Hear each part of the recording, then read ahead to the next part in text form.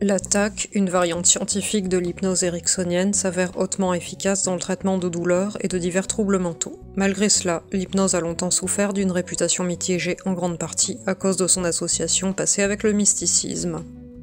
Initialement liée au magnétisme, elle a connu un succès spectaculaire dans le monde du spectacle où des hypnotiseurs manipulaient complètement des sujets apparemment passifs.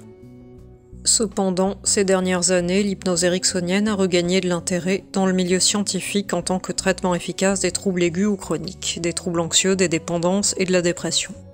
Néanmoins, son protocole reste complexe et certaines de ses composantes n'ont pas été validées scientifiquement. Aujourd'hui, l'objectif est de proposer une version révisée de l'hypnose, débarrassée de ses aspects ésotériques et intégrant les dernières découvertes en neurosciences. Cette version actualisée de l'hypnose est appelée la TAC ou technique d'activation de la conscience.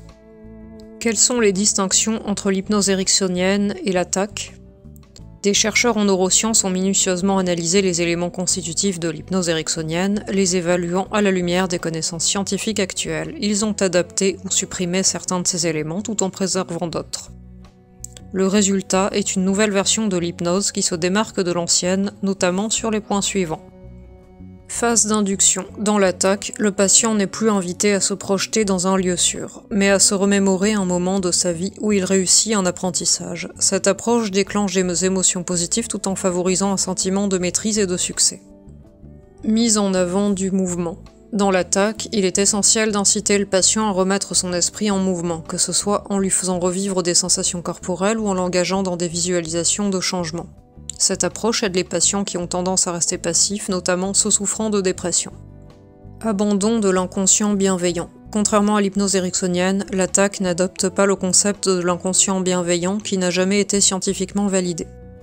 Les recherches récentes suggèrent que l'inconscient n'est pas un moi profond caché, mais plutôt une concentration de processus automatisés non conscients. Abandon de l'amnésie. Dans l'hypnose ericksonienne, on demande au patient d'oublier ce qui a été dit pendant la séance. En revanche, la TAC propose un bref résumé de la séance au patient. Durée de la séance. Les séances de TAC sont bien plus courtes d'une dizaine de minutes environ par rapport aux séances d'hypnose ericksonienne qui durent généralement 3/4 d'heure. Quels sont les domaines d'application de la TAC ? La TAC est déjà utilisée dans divers domaines. Par exemple, elle est très efficace pour réduire l'anxiété préopératoire et la douleur post-opératoire, réduisant ainsi la consommation d'analgésiques chez les patients chirurgicaux. En psychiatrie, elle est appréciée pour traiter les troubles anxieux tels que les attaques de panique ou la claustrophobie.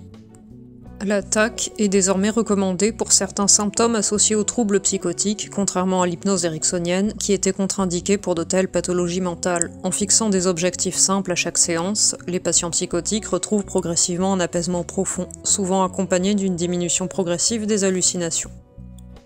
De plus, la TAC est en cours d'étude dans d'autres domaines tels que le sport et l'éducation, avec des résultats prometteurs. Bonne journée et à bientôt pour de nouveaux contenus.